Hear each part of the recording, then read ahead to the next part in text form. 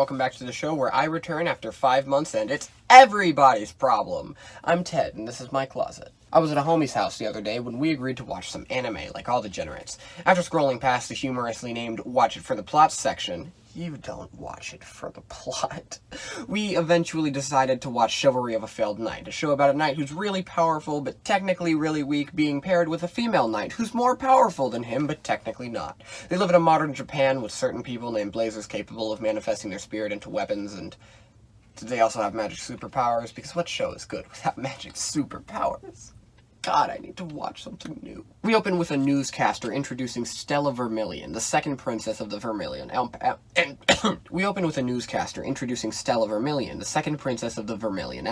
She will be studying abroad at Hagun Academy. The setting. The main character, named Iki Kurogane, is training outside with a spirit sword named Intensu, which is less intense than you'd think.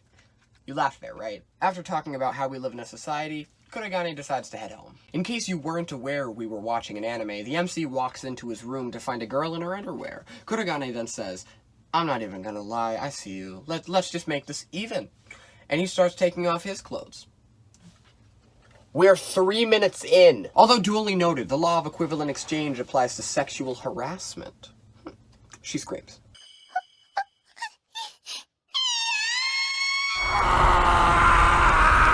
It then cuts to the principal explaining that, listen, we're the top night school in Japan, but lately we haven't been doing so hot. I became director to fix this shit, and you're out here committing misconduct. After he explains the law of equivalent exchange to the new director, she calls in Stella so that he can properly apologize. He'll do whatever she wants.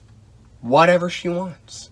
She gives him the benefit of the doubt, considering it was only an accident, and condemns him to the mildest fate she can. Harakiri. Oh, ritual suicide. Harakiri is an honorable way of dying as a samurai. Instead of dying to the bastards you're trying to kill, you beat them to the punch by killing yourself in the most harrowing, slow way possible. It is also referred to as seppuku, which I have heard of. I just want you to know, that was plan B behind reporting it as an international crime. He's like, bro, it's just underwear, which was a lapse in judgment because he's saying that to a super powerful mega princess.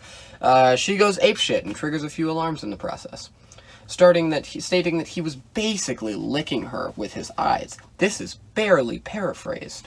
Eventually, he does the most anime move of saying, bro, it's because you're too pretty. How was I not supposed to look at you? She immediately gets flustered. Why did that work?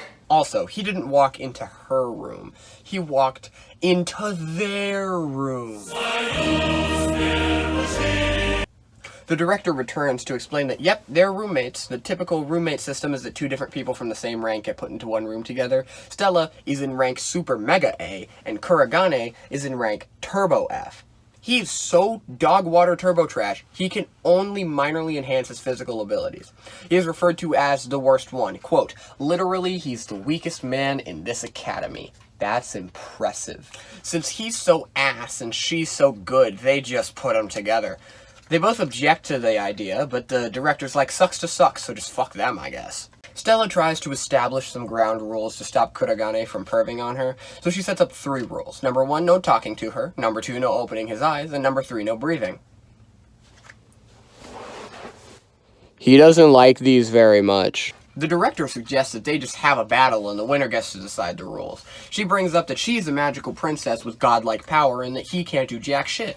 But he is oddly down for the idea. Concerning. Stella agrees, but she raises the stakes, saying that the winner will obey the loser for the rest of their life.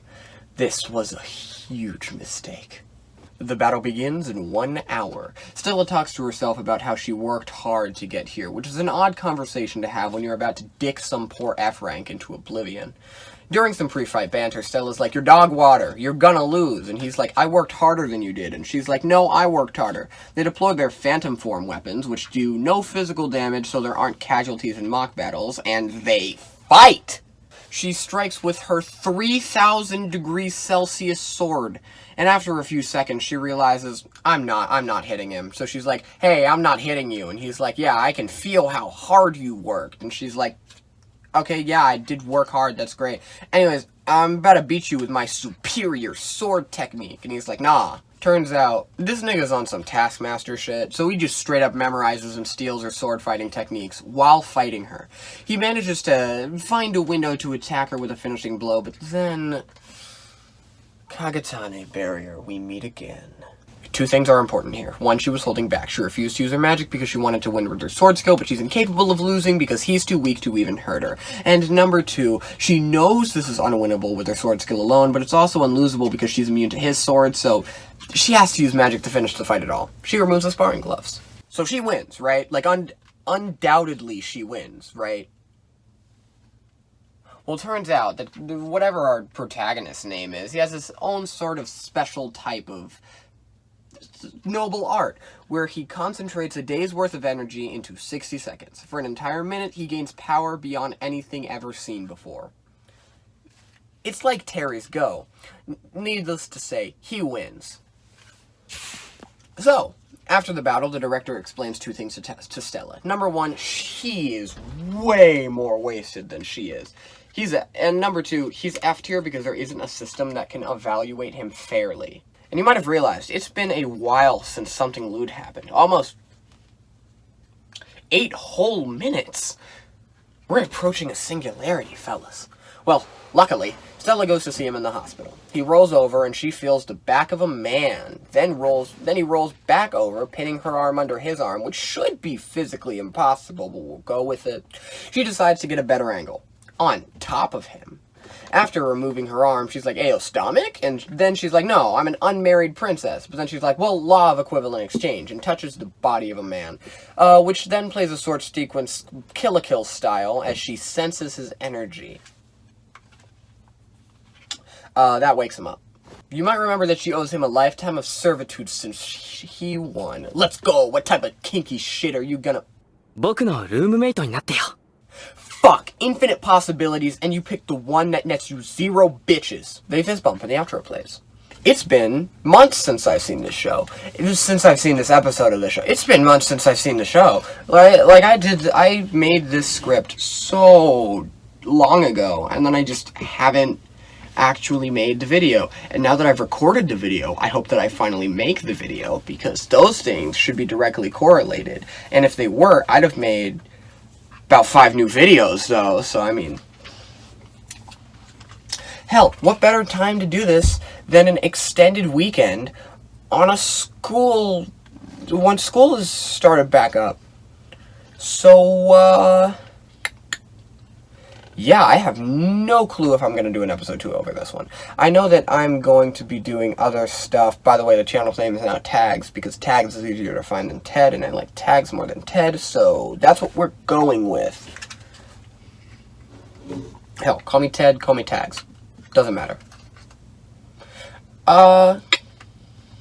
Yeah, I am not going to use Critical's outro.